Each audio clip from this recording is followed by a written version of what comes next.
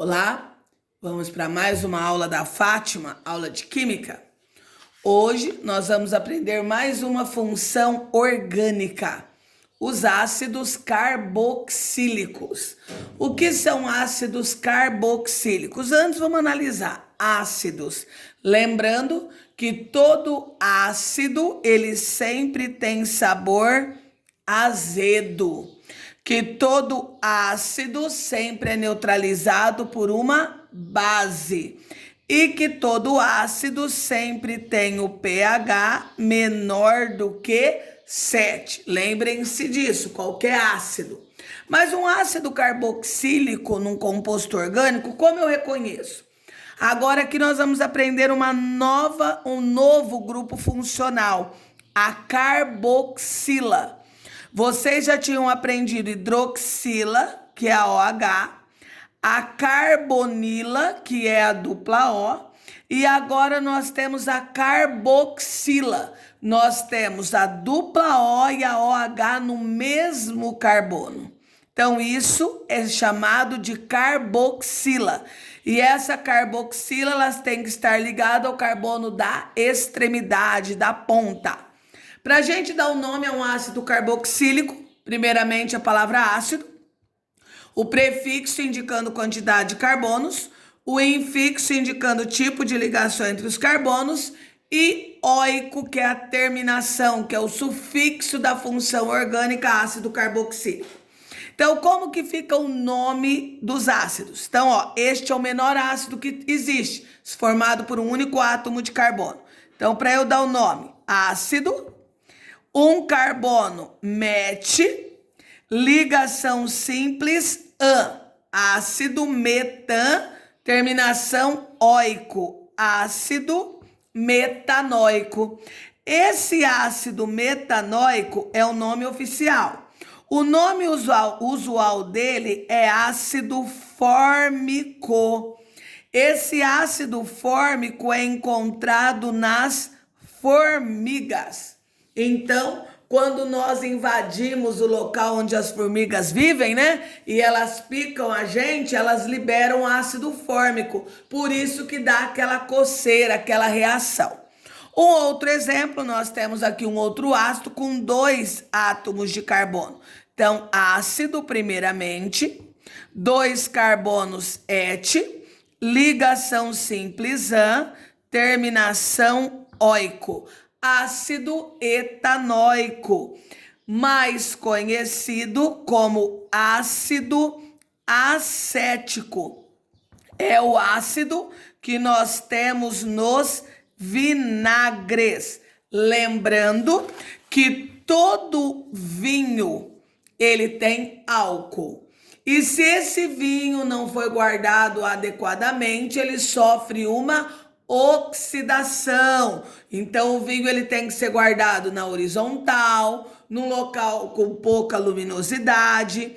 E por quê? Porque quando ele fica guardado na horizontal, o vinho não deixa com que o oxigênio entre, porque não vai entrar pela rolha, porque ele está deitado, então é como se ele estivesse lacrando a rolha. Então, o que acontece quando o vinho sofre uma oxidação? Ele se torna vinagre. Certo? Então, ele forma esse composto aqui, o ácido acético. Esta outra cadeia é uma cadeia que eu tenho 2 carboxilas. Então, como fica o nome de uma cadeia com 2 carboxilas? Primeiro, palavra ácido. Agora eu vou pegar o prefixo. Quantos carbonos eu tenho? No primeiro momento, muito aluno vai contar assim, 1, 2, 3. Não é. Por que não? Porque vocês viram que aqui eu coloquei essa parte da cadeia entre parênteses, coloquei um 3 aqui. Então, para eu não construir uma cadeia muito longa, eu abreviei a cadeia. Então, o que significa aqui? Que eu tenho 3 carbonos. 3, 4, 5. Então, 5 carbonos pente. Ligação simples perdão. Agora nós temos que colocar, como são 2 carboxilas, eu não posso colocar óico. Eu tenho que colocar dióico. Então vai ficar pentanodioico, certo? pente de 5, AN de ligação simples, DI de 2, óico de ácido carboxílico. Por que eu coloquei esse O? Para fazer a união entre o infixo com as duas consoantes. É como se eu tivesse dado nome ao hidrocarboneto e depois colocado o meu sufixo da minha função orgânica. Essa cadeia eu tenho tripla ligação, então ela é insaturada. Eu tenho radical, porque eu tenho um carbono terciário, e eu tenho a carboxila. Por onde eu começo a numerar essa cadeia? Da direita para a esquerda. Por quê? Porque sempre o grupo funcional manda mais. Lembrando que esse é um metil. Então, como que vai ficar o nome? Ácido 2-metil, porque eu preciso colocar o radical antes da cadeia principal e a posição do metil é no 2. 5 carbonos pente. Como tem tripla, eu tenho que indicar a posição. Qual o carbono que ele tá? 3 in. E termino com o quê? Óico. Então fica como?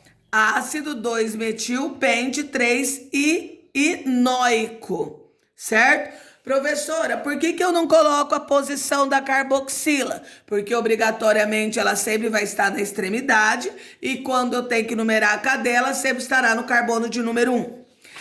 Os ácidos carboxílicos formam os ácidos graxos. O que são ácidos graxos? O que são considerados ácidos graxos? São ácidos carboxílicos com 12 ou mais carbonos. Eles são cadeias bem longas, são macromoléculas. Então, nós temos os ácidos graxos, nós temos os óleos. Os óleos são líquidos e eles têm cadeias insaturadas. Certo? O que é insaturadas? Com ligação dupla. Certo? Aqui vocês perceberam que a cadeia foi simplificada, né? Como eu sei que essa cadeia é uma cadeia insaturada, que ela é um ácido graxo, ela é um óleo. Como eu sei que ela é um óleo? Eu vou olhar pela quantidade de hidrogênios que eu tenho nesse pedaço aqui. Todas as vezes que a quantidade de hidrogênio for menor que o dobro de carbonos, a minha cadeia será insaturada. Se ela é insaturada, eu tenho um óleo. Então, por exemplo, quantos carbonos eu tenho aqui? Ó, olhando só esse pedaço. Esse é o da minha grupo funcional. Eu tenho 17. Qual é o dobro de 17? 34, porque 2 vezes 17, 34. A quantidade de hidrogênios é menor que o dobro. Então, eu sei que a minha cadeia ela é insaturada. Vamos para as gorduras. As gorduras são ácidos graxos e as gorduras são substâncias sólidas. Elas são sólidas. E as gorduras, elas têm cadeias saturadas. Como eu sei que é uma cadeia saturada? Novamente, lembra que ácido graxo são cadeias longas, aqui está simplificado. Eu vou olhar a quantidade de hidrogênios. Todas as vezes que a quantidade de hidrogênio for maior que o dobro de carbonos, a minha cadeia, ela será o quê? Ela será saturada. Então, vamos lá. Quantos carbonos eu tenho? 15. Qual é o dobro de 15? 30. Então, aqui, o 31 é maior. Então, significa que a minha cadeia é saturada, que foi usado mais hidrogênios, por isso só tem ligação simples. Correto?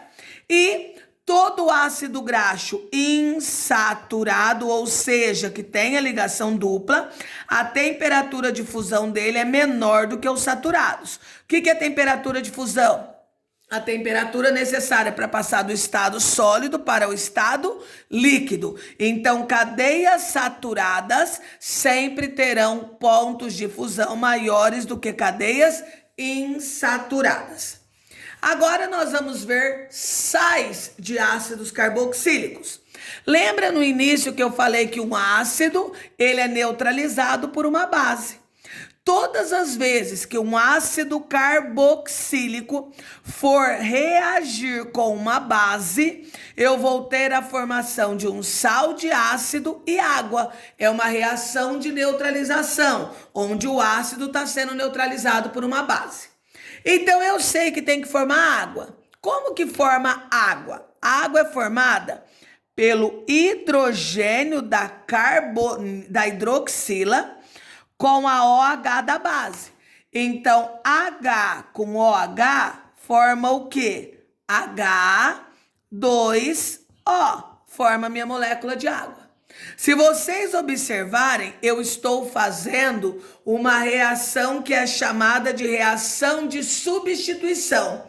Eu estou tirando alguém para colocar alguém no lugar. É uma troca, eu estou substituindo. Então, eu tirei o hidrogênio. Se eu tirei o hidrogênio, o que vai acontecer? Quem vai entrar no lugar do hidrogênio? Quem estava com a OH. Então, como fica o meu sal? H3C, C, dupla O. O oxigênio, quando foi tirado o hidrogênio dele, ele ficou com uma carga negativa. O hidrogênio é negativo 2. Só que como o hidrogênio aqui já está ligado com 1, ele ficou com carga negativo 1.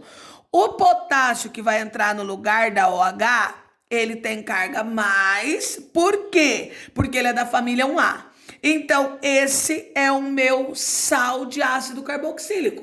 Como fica o nome? Então, vamos lá. 2 carbonos et, ligação simples A. No sal, o que vai acontecer num sal? A terminação vai ser oato. Então, etanoato de. Quem que foi o elemento que entrou no lugar da OH? O potássio. Então, etanoato de potássio. Vocês lembram no início da aula que eu falei que o ácido etanóico ele é mais conhecido como ácido acético? E se vocês observarem aqui eu tenho o ácido acético ou ácido etanóico reagindo com hidróxido de potássio.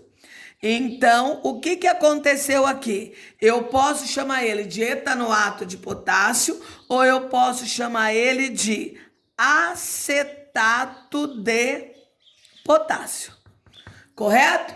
Até a próxima aula.